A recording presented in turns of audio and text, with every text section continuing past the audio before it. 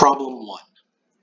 A circuit is made from a 50 microfarad capacitor, a 6 Henry inductor, and a 300 ohm resistor. It is driven by an AC source that has potential given by the formula V of t is equal to 20 volts times the cosine of 100 per second times time. What is the current in the circuit? Please pause the video and attempt the problem.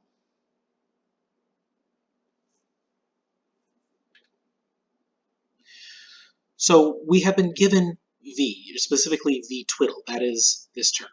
Now, information we can extract from it: the amplitude is 20 volts, the angular frequency is 100 per second, and the phase of voltage is 0. We can use this to find the current by using the AC version of Ohm's law and solving for current. I is equal to V over Z. Now for Z, recall the formula for impedance is we use the Pythagorean theorem to find the magnitude and the arctan of reactance over resistance to find the angle. So reactance. Reactance has two components to it. There is the inductor's reactance and there is the capacitor's reactance. By convention, we say the inductor has positive reactance and the capacitor has negative reactance. The reactance of the inductor is given by omega L. Omega is 100 per second. L is 6 henries, and so the reactance of the inductor is 600 ohms. For the capacitor, reactance is 1 over omega C.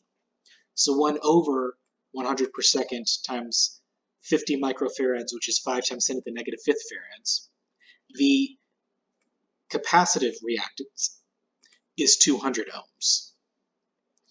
So the total reactance is the inductive reactance minus the capacitive reactance, 600 ohms minus 200 ohms, which is 400 ohms. Now resistance is easy. Resistance is just resistance, so 300 ohms.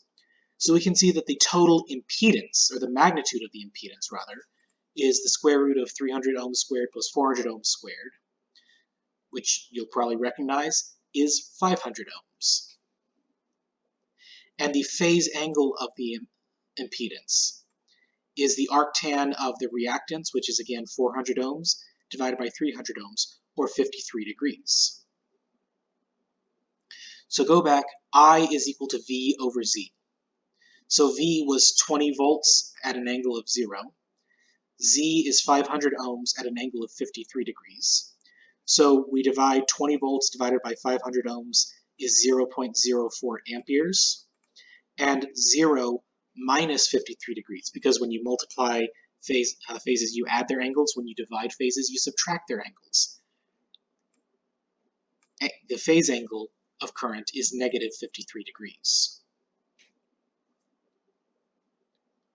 Problem 2. At what frequency does the circuit in problem 1 have maximum current? And as a reminder, these are the values of the circuit from problem 1. Please pause the video and attempt the problem.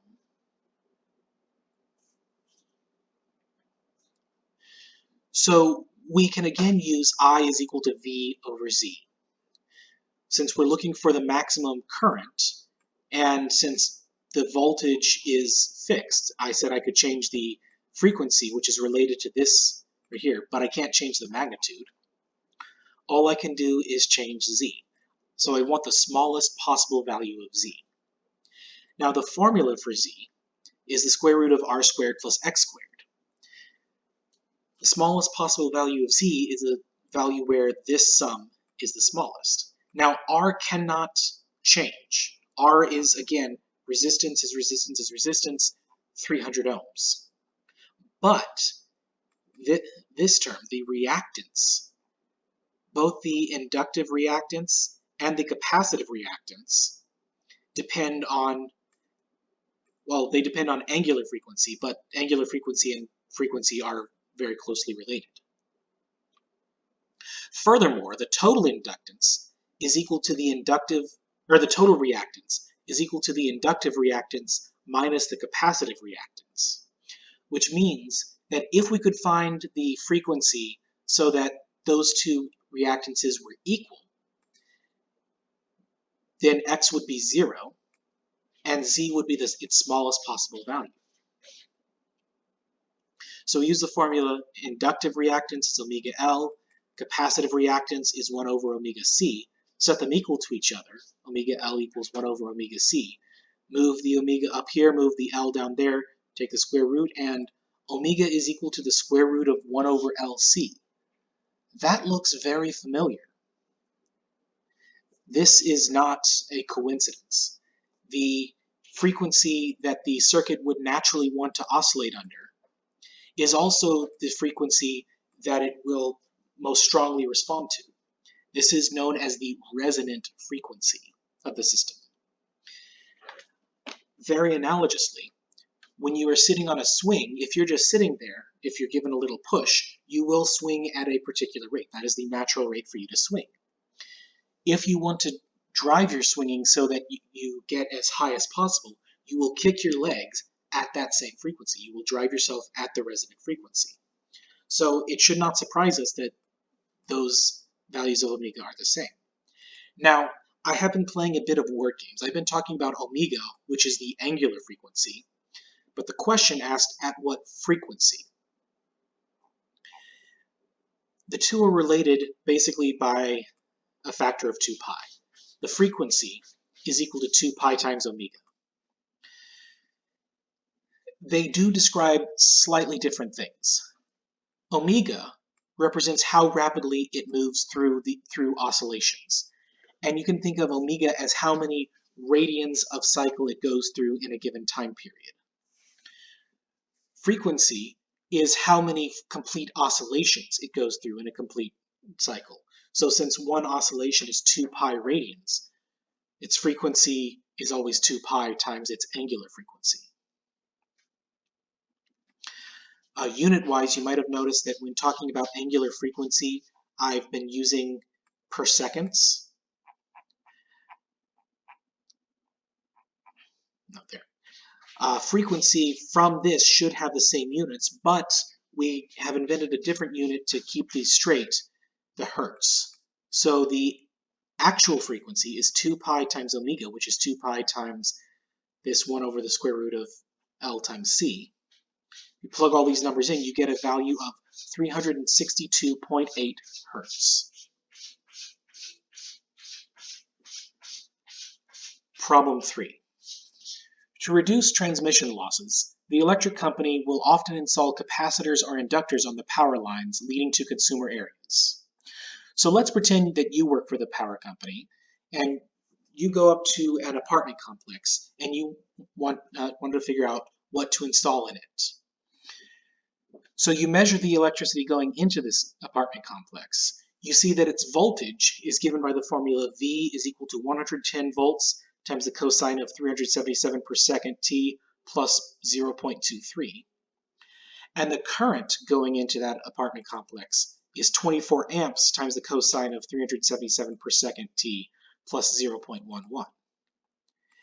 As an aside, 110 volts is wall voltage. It's actually not that. We'll get into that in a later lecture. 377 per second, that's the same thing as 60 hertz. So I tried to make this similar to real life numbers. Anyway, what size of inductor or capacitor should you install? Please pause the video to attempt this problem.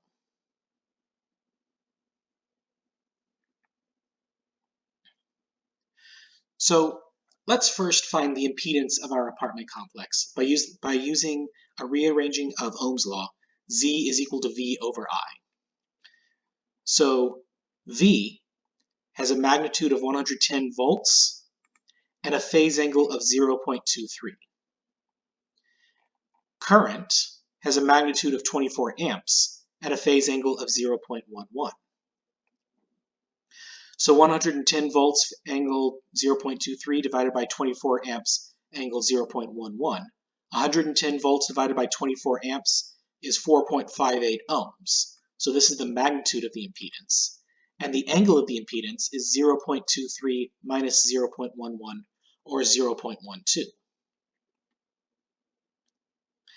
Next, we want to find what is the reactance. So this is the impedance. What is the reactance? Well, let's look at this diagram again right here. We can see that impedance can be represented by this vector right here.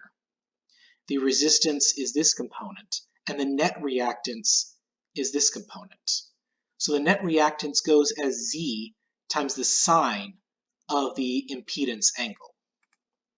So 4.58 ohms times the sine of 0.12, and keep in mind this is in radians, gives a reactance of 0.548 ohms. Now we want that to go to 0. Because that will minimize the impedance of the apartment complex, will maximize the power transfer with minimal transmissive losses. So we want to add a component that will remove 0.548 ohms from the reactance. Since we want something that removes reactance or applies negative reactance, we want a capacitor with a capacitive reactance equal to 0.548 ohms. Now we know the formula for capacitive reactance is 1 over omega C. So let's solve for C. Move the C up here, move the reactance down there. C is equal to 1 over omega X. Plugging in the numbers, omega is, again, this 377 per second.